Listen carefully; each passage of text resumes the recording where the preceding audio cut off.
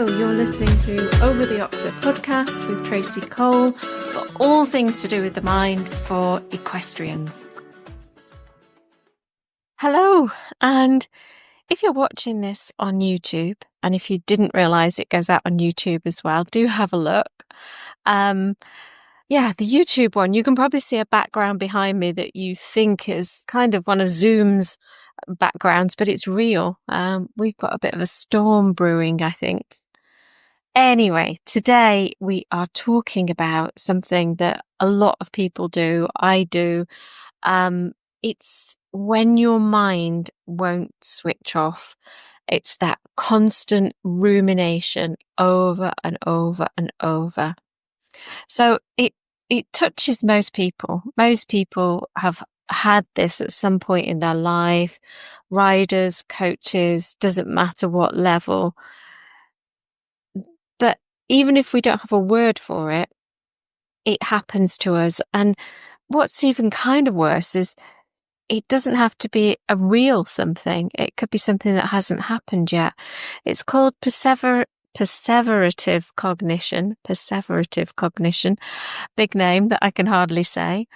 It's a simple concept. Your mind just won't quieten down, and you get stuck in these constant loops of worry, or you're replaying something you said or something somebody else said, or replaying mistakes, or you might be anticipating something that could go wrong. And whether you're in the saddle and you're doing it, or you're prepping for a ride, you're tucking up and so on, or you're used to lying awake at 2:00 in the morning and it's going round and round in your head, then this is your episode. So you know what it feels like, I'm sure. It doesn't matter how much training you've done if you're thinking about it in an equestrian context. Your mind is running at 100 miles an hour. And usually it's disaster scenarios, or it's something that you know you need to be mindful of and you don't want to forget. So you keep telling yourself over and over and over. So it's not just simple overthinking, this perseverative cognition. It is that tendency to go over and over and over, constant loop after loop after loop. And sometimes long after the trigger's gone. So if it was a conversation, for example, or it was a ride, you're still thinking about it days later. And as we know, it's mentally absolutely exhausting, but it also keeps our body in that stress response.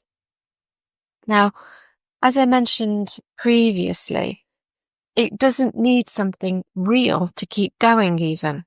It can just feed off thoughts. So as we know, thoughts aren't real. So put a thought in there, add a bit of worry, and you've got the perfect storm.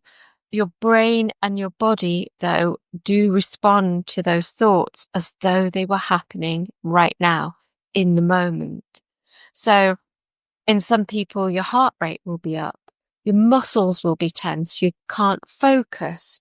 Your body is stuck in something that it really thinks is happening and really thinks is real. And so in NLP, we would say this is running a strategy that doesn't serve you.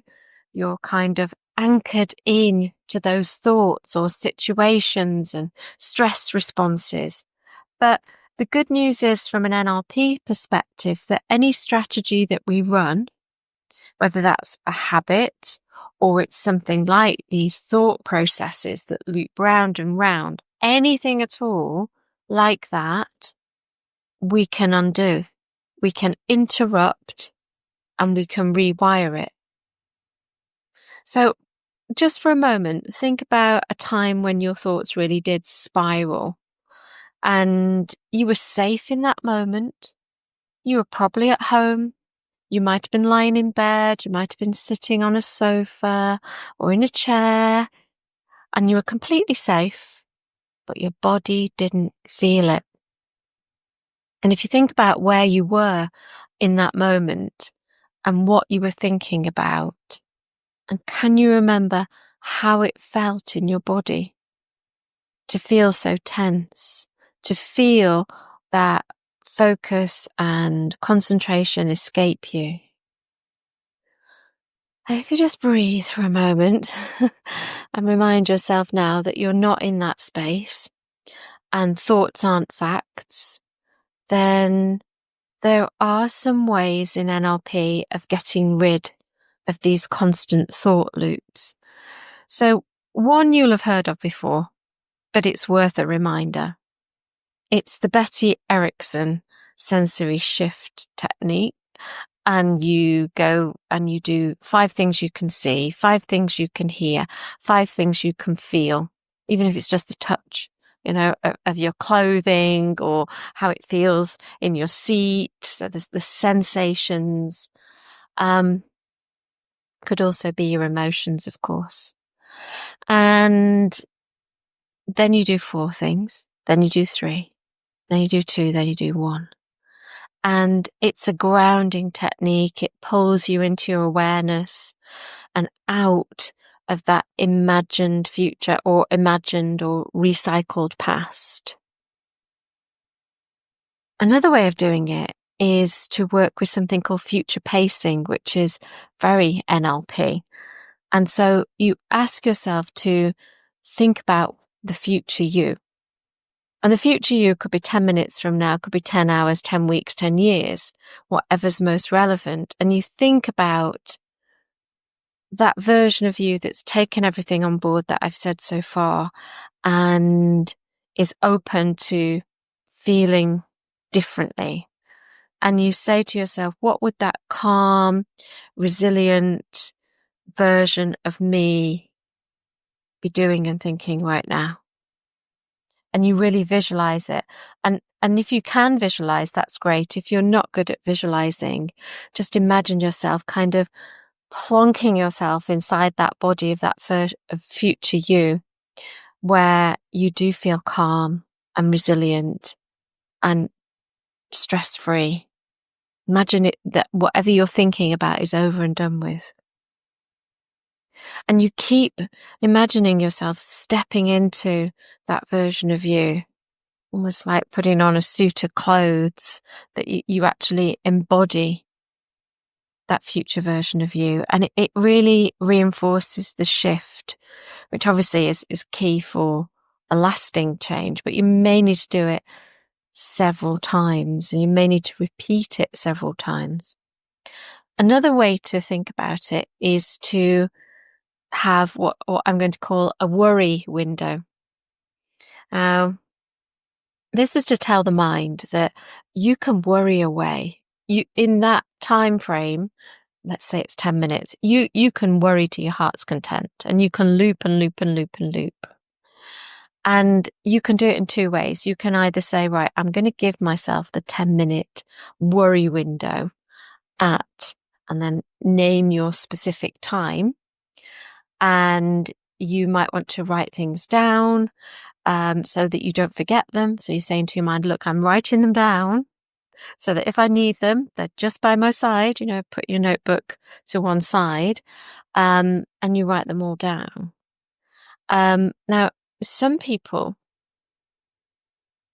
and this is when you're very in touch with your unconscious mind, they tell their minds, and this may be that they do a little self-hypnosis or a little timeline therapy, whatever it might be, they project that ideal, slightly future self, project into that version of themselves, and then they tell themselves, I'm going to worry about this, but I'm going to worry about it at 3:00 in the morning when I'm asleep.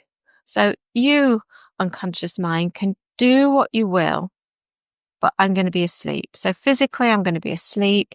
I'm going to set this in my mind, 3:00 till 3:10. That's my worry time.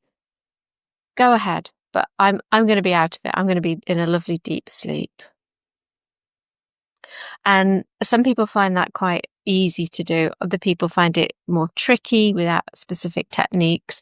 But, at any point in this, if you're doing it more physically, giving yourself that time, in the evening, right, this is my worry window, my 10 minutes. If your mind loops then at whatever point afterwards, come back to your breath, come back to your notepad, and know we'll handle it later. It will be done. We'll handle it later. So perseverative, I will be able to say it in one go one day. Perseverative cognition definitely happens to all of us, but don't let it hijack you or your riding. Use a little bit of NLP, use some breath techniques, use that familiar stop signal, tell yourself to stop, visualize a stop sign, like a traffic sign, and bring yourself back to grab back control, because that cycling is an indication that your unconscious mind is driving the bus and you want to be the one that drives the bus. I hope this has been helpful. Remember, your mind never needs to be perfect. It just needs direction. Thanks ever so much for listening. Take care, and I will see you again really soon.